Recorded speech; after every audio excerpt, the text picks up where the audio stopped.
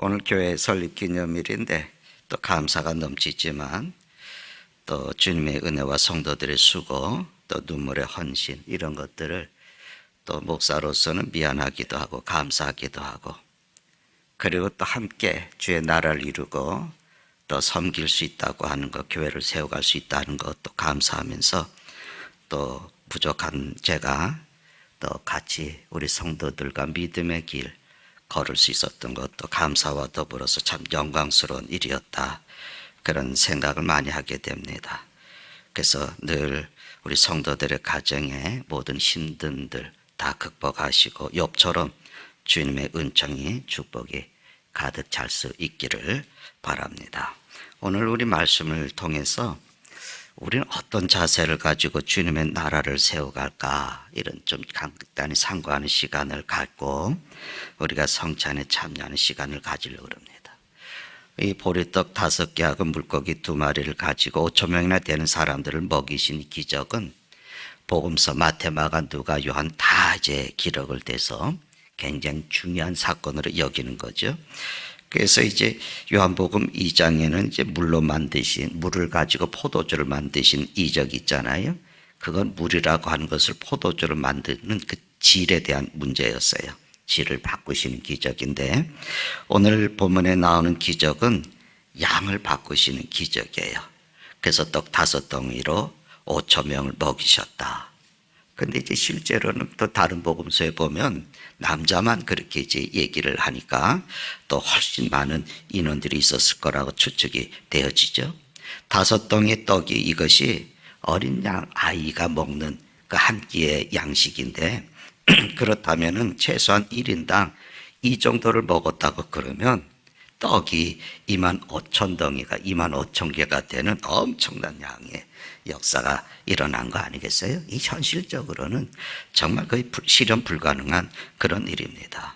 그런데 하나님의 일에는 역사하는 일에 불가능이 없어요.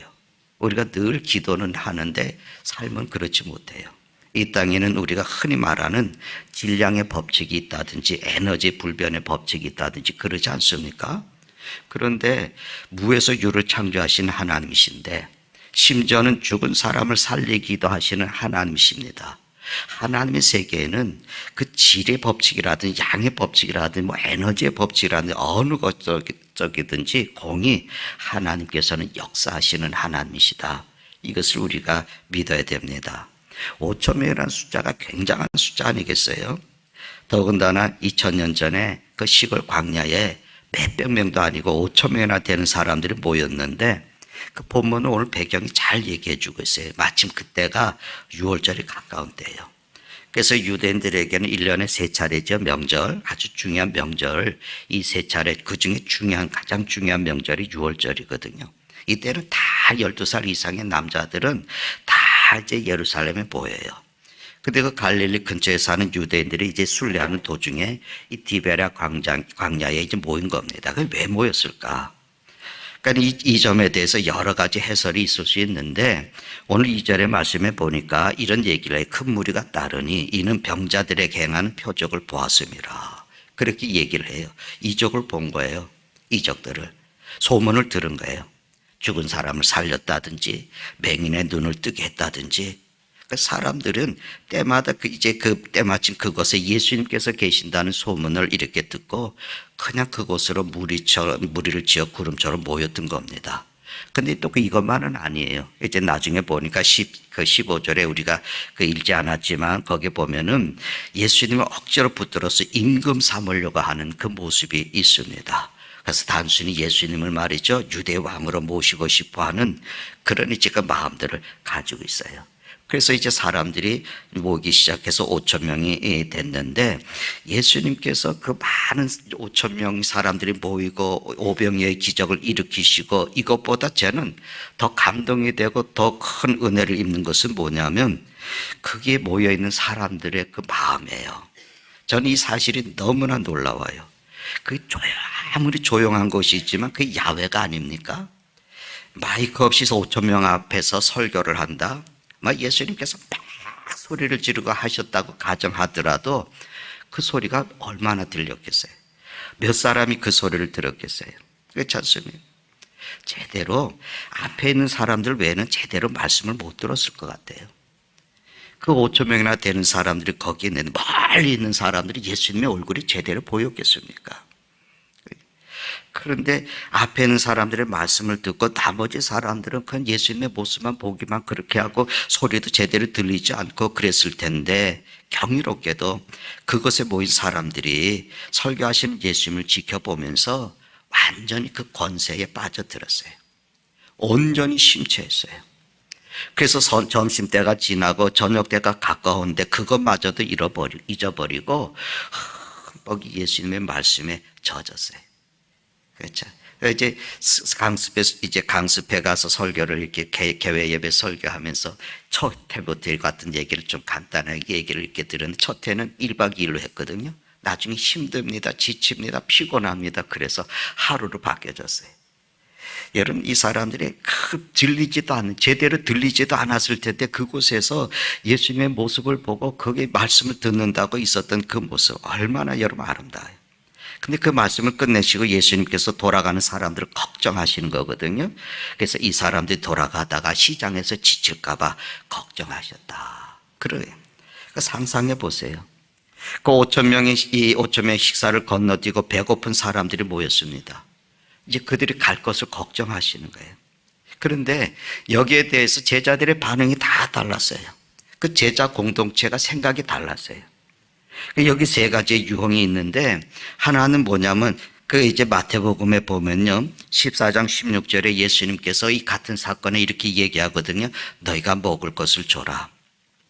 그래서 이에 대해서 제자 공동체 안에 있는 모습, 제자 공동체의 그 생각과 모습이 달랐어요. 첫째는 뭐냐면 회피하는 반응이에요. 회피하는 거예요. 배고픈 거는 쟤들의 문제지 우리가 그것까지 신경 쓰느냐. 그래서 마가복음 6장 36절에 보면 이렇게 말씀합니다. 무리를 보내십시오. 그래서 가서 이 마을 저 마을 가가지고 자기네들이 구워서 사서 먹게 하십시오. 그 얘기를 하는 거예요. 이 사람들이 굶주려서 배고프든지 그건 나하고 상관이 없어요. 그냥 보내십시다 그러는 거예요. 두 번째 기회는 우리 잘 알죠? 계산하는 유형입니다. 오늘 우리 본문 말씀 7절에 나오는 빌립의 말인데, 조금씩 받아도 200데나리온 떡이 부족합니다. 분명히 드러나죠. 돈 없습니다. 안 됩니다. 한 사람은 문제를 회피하려고 그러고 한 사람은 돈부터 계산하거든요. 그러니까 이 사람들 세상적으로 보면 좀 똑똑한 사람들이에요. 이 사람들은 좀 상식적인 사람들이에요. 그런데 우리가 주목해야 될 부분은 뭐냐면 안드레 같은 유형입니다. 안드레가 얘기해요. 여기 한 아이가 있어서 보리떡 5개하고 물고기 2마리 가지고 있습니다. 그러면서 뭐라 그러냐면 이어서, 그런데 그것이 이 많은 사람들에게 어떻게 되겠습니까? 안드레가 예수님께 그렇게 묻는 거예요. 그러니까 이 문제를, 그 배고픔의 문제들, 사람들이 피곤하고 지친 문제를 예수님께 가지고 온 겁니다. 저는 이 점이 굉장히 중요한 거예요. 있는 문제를 그대로 가지고 와요. 여러분, 우리는 때때로 어떤 문제를 내놓고 그저 내 문제가 아닌 남의 문제로 회피를 하거나 그저 약삭빠르게 우리는 계산부터 합니다. 내가 이렇게 하면 괜찮을까? 이로울까? 해로울까? 누군가를 뭘 도와줬을 때 다음에 또 요구하면 어떡하지? 우리는 이런 계산부터 하거든요. 그래서 내 생각으로는 문제의 해결 방법이 없어요. 그래서 예수님께 그 문제를 가지고 오는 거예요. 주님, 어떻게 하실 수 있겠습니까? 어떻게 하실 수, 이게 믿음이 부족해도 그런 얘기는 할 수 있잖아요. 주님께 문제의 해결이 있습니다. 해결해 주십시오. 그런 얘기를 우리가 얼마든지 할 수 있습니다. 그래서 어떤 문제든지 내가 먼저 해결의 길을 찾는 것이 아니라 있는 그대로를 주님 앞에 가지고 나오는 것. 히스기야 왕이 아수르의 그 왕 사네립이 협박 편지를 보낸 거예요. 그래서 그 협박 편지를 받고는 얼른 히스기야 왕 성전에 가져가서 펴놓고 내보입니다. 하나님, 지금 저 사네립이 하나님을 이렇게 모독하고 있습니다. 그래서 내보내는 거예요. 당연히 지금 보리떡 2덩어리가 물고기 2마리밖에 가진 것은 없습니다. 근데 그걸 그대로 내밀었던 안드레의 태도, 그 믿음의 모습, 그의 마음, 그것을 우리가 조금 헤아리는 게 바람직하지 않아요? 근데 이제 보리떡은 당시 사람들의 음식 가운데 그저 가난한 사람들이 먹는 그런 이제 이 떡이라고 그래요. 우리 예수 믿는 사람들 차 뒤에 이 물고기 모양 그림을 그려놓잖아요. 그 안에 이제 글씨가 있어요. 그래서 이제 그걸 우리가 익투스 이렇게 이제 읽는데 저 그런 그림이거든요. 이제 저게 익투스라고 이렇게 이제 읽는데 이제 뭐 앞에는 I자 같잖아요. X자 같고 O자에다 뭐 짝대기 그림이 있고 Y자 같고 E자 같고 그러잖아요. 그런데 이제 저건 읽는 게 좀 다릅니다. 그래서 이제 앞에 있는 것은 이제 예수라는 말이에요. 그래서 이 I자가 이웃한데 예수라는 말이 첫 자이거든요. 그래서 그 예수라는 말이고 둘째 자는 X자로 되어 있는데 크리스투스라는 그런 이제 다 말의 앞말이에요. 그리스도. 셋째 거는 동그라미 오자 같은데 세타라고 그러고 데우 이렇게 이제 읽는 거예요. 네 번째 Y자 같은 거는 위슬론이라고 이제 그러는데 이거는 이제 아들의 얘기하는 거 오이오스라는 아들의 얘기입니다. 그 다음에 다섯 번째는 이자 같이 생겼는데 시그마라고 읽는 거거든요. 소테랴 구원이라는 말의 그 앞자리거든요. 그래서 요거를 같이 모아가지고 예수님은 그리스도시고 하나님의 아들이고 우리의 구주이시다. 이거를 고백하는 말이에요. 이 일반적으로 쓰여지는 말이 익투스가 고기거든요. 근데 요한복음에는 물고기인데 요한복음에는 이 물고기란 말을 옵사련이라고 그랬어요. 옵사련. 좀 표기가 달라요. 근데 그 익투스도 물고기인데 이 옵사련도 물고기인데 우리가 명태가 있잖아요. 명태 동해 안에서 명태를 잡으면 이걸 말리면 뭐라고 그럽니까? 북어라고 그러고 이걸 얽히면 뭐라고 그럽니까? 동태라고 그러고 같은 말이에요. 다 생선인데 근데 옵사련은 그물로 고기를 잡으면 상품이 되는 거 다 담고 아주 작은 거는 다시 방생이라는 다 버리고 근데 앵간한 좀 외만한 거 이것들은 그냥 바닷가에다가 던져 놓으면 가난한 사람들이 그걸 가져다가 그거를 이제 튀겨 먹고 이제 구워 먹고 이제 그런 겁니다. 그러니까 가난한 사람들이 먹던 그 물고기거든요. 그런데 이제 우리가 이 말씀을 이렇게 보면은 적어도 우리 7가지는 기억을 하십시다. 왜 주님이 이 이적을 행하셨을까? 첫째 그거 왜 이적을 행하셨을까? 본문의 말씀에 보면은 지칠까 하노라. 다시 말씀드리면 지금 사람들이 정신없이 앉아있고 있지만 돌아가는 길에는 반드시 지칠 거라는, 반드시 배고픔에 지칠 거라는 걸 아시는 거예요. 그거를 주님께서는 걱정하시는 거예요. 그러니까 이 이적의 동기가 어디에 있습니까? 바로 국률입니다. 교회는 국률이 있어야 돼요. 쌀쌀맞는 모습으로 여러분 하나님 앞에 설 수 있겠습니까? 교회 성도들의 모습일 수가 없어요. 이런 쌀쌀맞은 모습. 국률함이 있어야 돼요. 여러분 예수님께서는 고통받는 병자를 불쌍히 여기서 고쳐주셨거든요. 죽은 아들로 인해서 슬퍼하는 과부를 불쌍히 여기셔서 아들을 살려주셨어요. 그 국률이 여기는 그 불쌍히 여기는 그 마음속에 이적의 역사들이 일어났거든요. 그런데 여기에는 아무 조건이 없었어요. 맹인의 눈을 뜨게 한다. 그때는 이제 한번 말씀 더 심한 병이 생기지 않도록 죄 짓지 말아라. 그렇게 말씀하는데 그 외에는 뭐 어떤 얘기도 없었어요. 내가 병을 고쳤었으니까 이제 너 따라오고 나 가서 얘기 많이 해라. 이런 얘기도 없었어요. 우리가 구제하면서 교회 나오면 도와줄게. 이런 말도 하지 않으셨어요. 아무런 조건이 없어요. 그저 불쌍히 여기는 마음. 거기에서 주님의 이적이 출발이 되는 겁니다. 우리도 늘 그런 마음이 있어야 돼요. 늘 배려하는 마음. 그런 마음들이 우리에게 있어요. 두 번째 보면 안드레 수가 아니겠습니까? 이 사람들이 지쳐 쓰러지게 된 상을 예수님께 이제 가지고 오는데 여기 한 아이가 있어 보리떡 5개하고 물고기 2마리 가지고 있습니다. 이게 이제 뭐냐면 바로 전도자의 역할입니다. 어떤 사람이요 병을 치료받았어요. 어떤 사람이 눈을 떴어요. 이 이적 뒤에는 어떠한 이적을 행했다든지 어디 어떤 사람이 있다든지 하는 그런 식의 소식이 있었던 거 아니겠어요? 오늘도 여러분 보세요. 이 사람들이 많이 모인 것은 이적을 보았기 때문에, 이적 때문에 왔다는 것은 그 누군가가 얘기들이 된 거예요. 누군가가 다 이런 얘기 하는 거예요. 예수님께서 눈뜨게 하셔서, 예수님께서 그 손 마른 사람 고쳐주셔서, 예수님께서 나병 환자 치료해 주셔서, 그 예수님이 지금 어디에 있대? 다 보여드는 거예요. 그 중간에 그 중보적인 역할을 하면서 수고했던 사람들이 있다는 겁니다. 그러니까 이 중간에 역할을 담당하는 전도자들의 역할이 얼마나 중요한지 볼 수가 있죠. 세 번째 또 보면은 그 어린아이 자세잖아요. 어린아이. 보리떡 5개, 물고기 2마리 가지고 있었던 거. 근데 이게 그 아이가 가지고 있었던 전부예요. 아마 엄마가 싸줬겠죠. 지가 싸우지는 않았을 거예요. 그 엄마가 너 꼭 이거 먹어. 배고프면 이거 먹어. 남 주지 마. 아마 그렇게 말을 했더라면 이 아이가 우리 엄마가 말이죠. 아무도 주지 말라 그랬어요. 내가 먹어야 돼요. 얘기했다면 무슨 일이 일어났겠어요? 아무 역사가. 내가 먹기보다는 예수님께 드리겠다는 그 순수한 마음으로 그것을 내놓지 않았습니까? 저는 이걸 보면서 사도행전의 아나니아 삽비라하고는 너무나 대조적이에요. 아나니아 삽비라의 모습과 이 아이의 모습은 너무나 대조적이잖아요.